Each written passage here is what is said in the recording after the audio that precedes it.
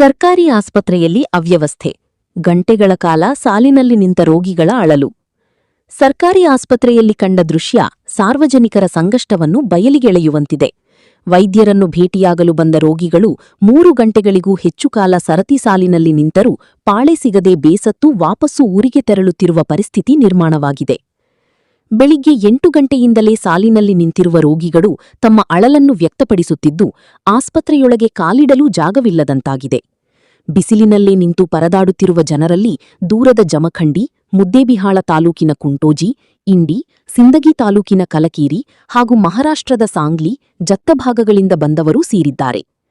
ಇದು ಒಂದೇ ದಿನದ ಸಮಸ್ಯೆಯಲ್ಲ, ಪ್ರತಿದಿನವೂ ಇದೇ ರೀತಿಯ ಅವ್ಯವಸ್ಥೆ ನಡೆಯುತ್ತಿದೆ ಎಂದು ಅಲ್ಲಿನ ನರ್ಸಿಂಗ್ ವಿದ್ಯಾರ್ಥಿಗಳು ತಿಳಿಸಿದ್ದಾರೆ. ಗರ್ಭಿಣಿ ಮಹಿಳೆಯರೂ ಸಹ ನೂಕುನುಗ್ಗಲಿನ ನಡುವೆ ಗಂಟೆಗಳ ಕಾಲ ಪಾಳೆಗಾಗಿ ಕಾಯುತ್ತಿರುವುದು ಮಾನವೀಯತೆಯನ್ನೇ ಪ್ರಶ್ನಿಸುವಂತಾಗಿದೆ. ತಾಯಿ ಮತ್ತು ಮಕ್ಕಳಿಗಾಗಿ ಪ್ರತ್ಯೇಕ ಆಸ್ಪತ್ರೆ ಇದ್ದರೂ ಅಲ್ಲಿ ಕಾರ್ಯನಿರ್ವಹಿಸುತ್ತಿದ್ದ ಕೌಂಟರ್ ಮುಚ್ಚಿ ಎಲ್ಲ ಸೇವೆಗಳನ್ನು ಒಂದೇ ಕಡೆಗೆ ಸ್ಥಳಾಂತರಿಸಿರುವುದರಿಂದ ಜನರಿಗೆ ಇನ್ನಷ್ಟು ತೊಂದರೆಯುಂಟಾಗಿದೆ. ಇಂದು ಆಸ್ಪತ್ರೆಗೆ ಬಂದ ಹಲವರು ಪಾಳೆ ಸಿಗುವುದಿಲ್ಲ ಎಂಬ ನಿರಾಸೆಯಿಂದ ಚಿಕಿತ್ಸೆ ಪಡೆಯದೆ ವಾಪಸ್ಸು ಊರಿಗೆ ತೆರಳಿದ್ದು, ನಾಳೆ ಮತ್ತೆ ಬರಬೇಕಾದ ಅನಿವಾರ್ಯತೆ ಎದುರಾಗಿದೆ.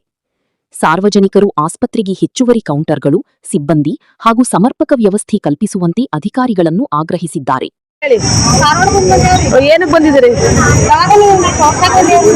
ಏನಾಗ್ತಾ ಇದೆ ಅಲ್ಲಿ ನಿಮ್ಗೆ?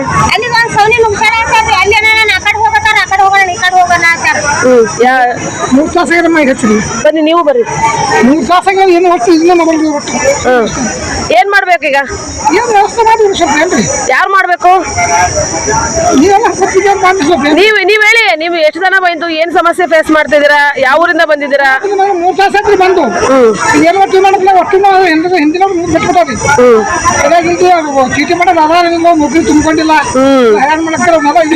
ಕರೆಕ್ಟ್. ಯಾವ ಊರಿಂದ ಬಂದಿದ್ದೀರಾ? ಹೆಸರೇನು?